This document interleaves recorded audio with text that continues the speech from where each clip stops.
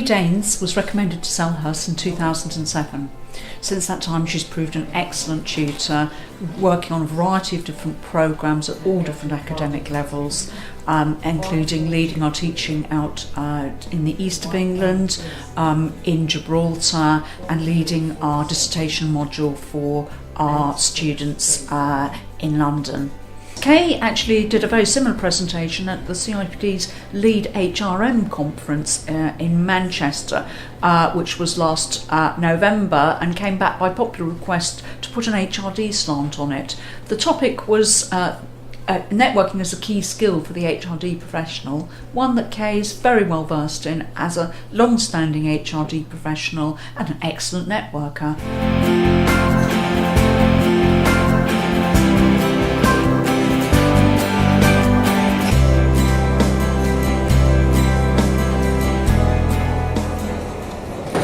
It's about networking, and I just wanted to talk to you about networking because it's something that I've really grown into over the years. Just a little bit of context then to start with. I know when I first started in one of my very early jobs, my then head of organisation said to me, to be successful, Kay, you need to get out. You need to get out of the organisation as much as you can. And in that respect, you need to spend probably at least 50% of your time outside of the organisation networking. Networking tends to be something which I'm not always ever so comfortable in doing and not terribly focused. So the key aspects of networking that I'm going to focus on today are looking at goals and also to think about what is network in terms of the predated probably focus around the sales agenda, whereas today much more focused about the relationship and the ongoing relationship. It's not a case of rushing in there and finding value immediately, but it's actually being patient as we develop that relationship. And for me, it's moved away from this initial concept of the sales call.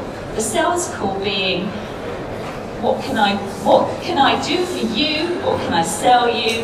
And basically focus very much on a very short-term relationship where I am the winner in that, to much more of a relational approach whereby we go from just looking at people as customers, stakeholders, to becoming more business friends, so securing that longer-term relationship. It's about achieving good relationships with people and having the ability to sustain those relationships as we increase the network and increase the people who perhaps will be able to help us out, but also, importantly, who we will be able to help out in the future.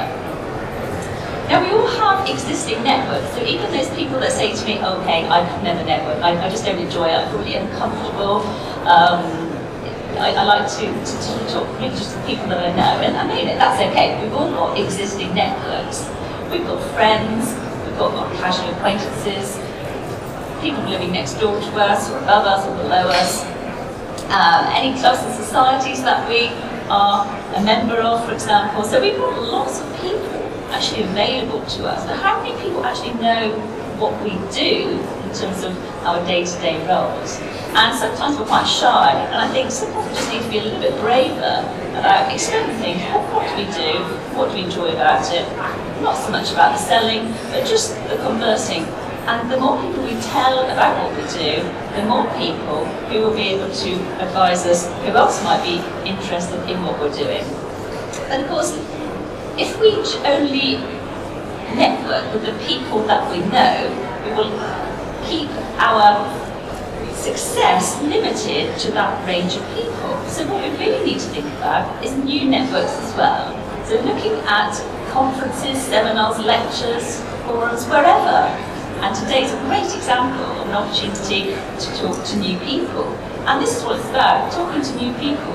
And it doesn't have to be formalised in terms of the formalised breakfast meetings, lunch meetings, etc. It can be through social events, more social events, but critically it comes back to the degree of people to which we talk about what we're actually doing.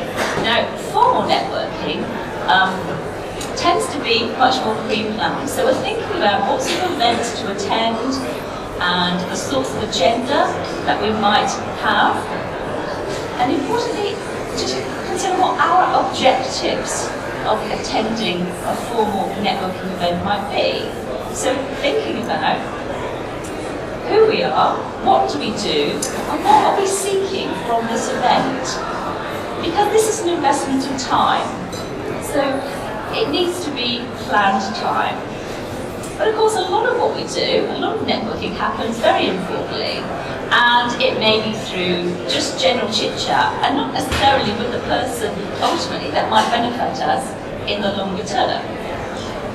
There are going to be many supporters out there. It's just about sharing general ideas. So informal networking tends to be really, really useful. But again, you do need to have this preparation in mind for no matter when we might need it.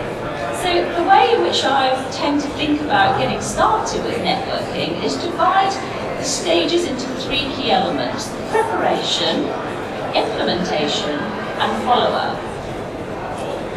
So preparation, let's think about what are your objectives for attending a meeting? Who do we want to meet? What sort of people do we want to be able to meet within the formal or informal sessions that we're going to be attending? And who needs to know about you? We can think about how we should dress and how we're going to introduce ourselves, whether or not we've got enough business cards to hand out. All of these things we can do before the event are really, really, really useful. So thinking about who we want to meet, where we want to meet them, and what we're going to say. So think about how you're going to mingle. How are you going to move from person to person? Now there is an argument that if somebody's not useful to you, you move on. However, I think actually telling people about what we do and investing time is never a complete waste of time, because you never know who else somebody might know. So how are we going to build rapport? Think about general body language of smiling, your eye contact, being interested in other people. So making sure that we actually are operating the conversation. And don't you find sometimes, the art of conversation seems to be a little bit delayed, I think, in some people. Actually just asking open questions, being interested, really, really important. And following up, essential in actually securing long-term relationships, and this is what you can actually establish within that networking session. How should I follow up with you? It's been really great to talk to you today. Can I send you an email? Are you on LinkedIn? Any social networking sites? What's the best way for me to keep in touch with you? If you agree what the rules of follow-up are within that initial meeting, you can avoid being annoying. It's me again. Really good job, Megan.